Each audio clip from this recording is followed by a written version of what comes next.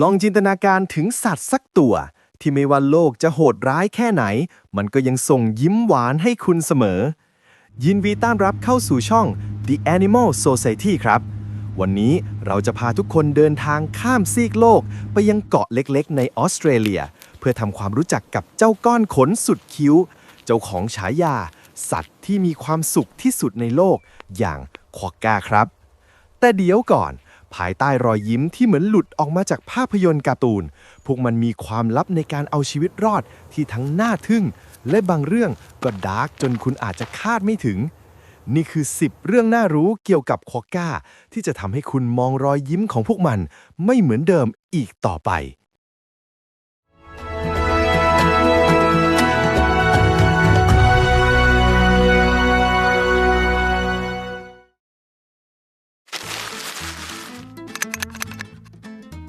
เริ่มกันที่เรื่องแรกหลายคนเห็นหน้าตากลมๆหูสั้นๆอาจจะคิดว่าควอกก้าเป็นญาติกับหนูหรือบีเวอร์แต่ความจริงแล้วพวกมันคือสัตว์มีกระเป๋าหน้าท้องในตระกูลแมคโครพอดซึ่งแปลตรงตัวว่าสัตว์ตีนโตใช่ครับควอกก้าคือญาติสนิทของจิงโจ้และวัลลาบี้เพียงแต่พวกมันถูกย่อส่วนลงมาให้เหลือขนาดเท่าแมวบ้านเท่านั้นพวกมันเคลื่อนที่ด้วยการกระโดดด้วยขาหลังที่แข็งแรงและมีหางที่ช่วยในการทรงตัวแม้จะตัวเล็กแต่แรงดีดของพวกมันไม่ธรรมดาเลยล่ะครับถิ่นฐานหลักของพวกมันอยู่ที่เกาะรอดเนสไอแลนด์นอกชายฝั่งรัฐเวสเทิร์นออสเตรเลียย้อนกลับไปในปีคศ 1696 นักสำรวจชาวดัชชื่อวิลเลมเดอฟลามิง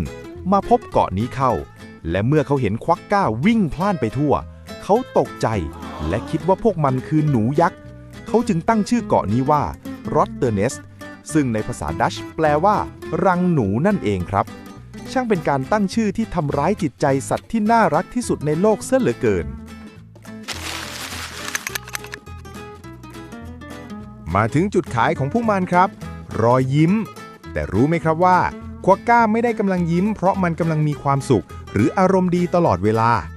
รอยยิ้มที่เราเห็นเกิดจากโครงสร้างกะโหลกศีรษะและกล้ามเนื้อใบหน้าที่ออกแบบมาแบบนั้นโดยธรรมชาติยิ่งไปกว่านั้นในช่วงที่อากาศร้อนจัดควอกก้าจะใช้วิธีอ้าปากหอบหายใจเพื่อระบายความร้อนซึ่งพอพวกมันอ้าปากมุมปากที่ยกขึ้นอยู่แล้วก็ยิ่งดูกว้างขึ้นกลายเป็นรอยยิ้มแฉ่งซะอย่างนั้นสรุปก็คือที่เห็นว่ายิ้มกว้างๆบางทีน้องอาจจะแค่ร้อนครับ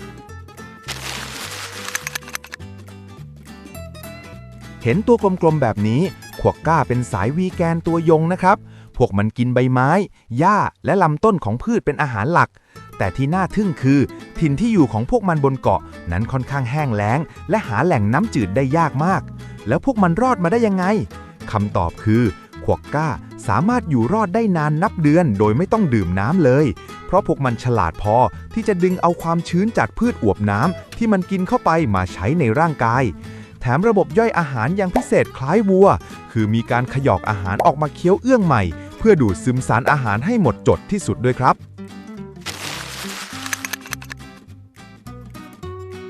เรามักมีภาพจำว่าจิงโจ้ต้องกระโดดอยู่บนพื้นดินเท่านั้นแต่สำหรับควอกก้าพวกมันมีสกิลลับครับเมื่ออาหารบนพื้นดินเริ่มร่อยหรอหรือใบไม้อ่อนๆดันไปอยู่ซะสูงควอกก้าสามารถปีนขึ้นไปบนต้นไม้หรือพุ่มไม้เตี้ยๆได้สูงถึง 1.5 ถึง 2 เมตรเลยทีเดียวพวกมันไม่ได้ปีนเก่งเหมือนลิงนะครับแต่ใช้กรงเล็บแหลมๆที่เท้าหลังยึดเกาะและค่อยๆไต่ขึ้นไปตามกิ่งไม้ที่ลาดเอียงเพื่อคว้าใบไม้อร่อยๆมากินเป็นสัญชาตญาณการเอาตัวรอดที่ยอดเยี่ยมจริงๆ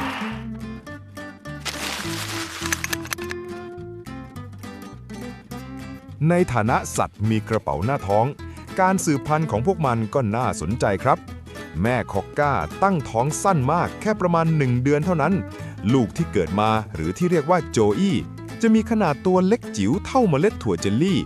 ไม่มีขนและตาบอด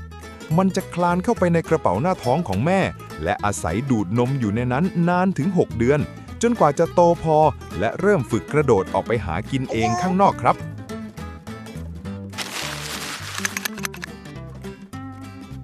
เรื่องนี้อาจจะทำร้ายจิตใจคนรักสัตว์สักหน่อยครับ แต่นี่คือกลไกธรรมชาติที่โหดร้าย เมื่อแม่ควอกก้าถูกล่าโดยนักล่าอย่างหมาจิ้งจอกหรือแมวจรจัดและจวนตัวจนหนีไม่ทันกลามเหนือกระเป๋าหน้าท้องของแม่จะคลายตัวออกทำให้ลูกโจอี้ตกลงมาที่พื้นเสียงร้องและการดิ้นของลูกจะดึงดูดความสนใจของนักล่าทำให้แม่ควอกก้ามีโอกาสกระโดดหนีเอาชีวิตรอดฟังดูใจร้ายมากใช่ไหมครับแต่นักวิทยาศาสตร์อธิบายว่านี่คือสัญชาตญาณเพื่อให้แม่รอดชีวิตไปผสมพันธุ์และผลิตลูกหลานรุ่นต่อไปได้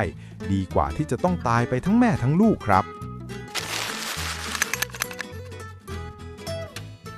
ถ้าคุณมีโอกาสไปเยือนเกาะรอดเนสกฎเหล็กที่คุณต้องจำให้ขึ้นใจเลยคือ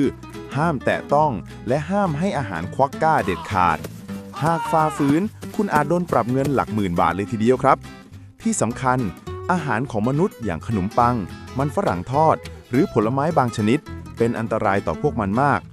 อาหารเหล่านี้จะไปติดในซอกฟันทำให้เกิดโรคกรามเน่าซึ่งทำให้พวกมันทรมานและตายในที่สุดความหวังดีของเราอาจกลายเป็นยาพิษสำหรับพวกมันครับแม้บนเกาะรอดเนสจะมีควาก้าเดินขวักไขว่ราวๆ 10,000 ตัวแต่ในระดับโลกสถานะของพวกมันถูกจัดอยู่ในกลุ่มสิ่งมีชีวิตที่เสี่ยงต่อการสูญพันธุ์หรือ vulnerable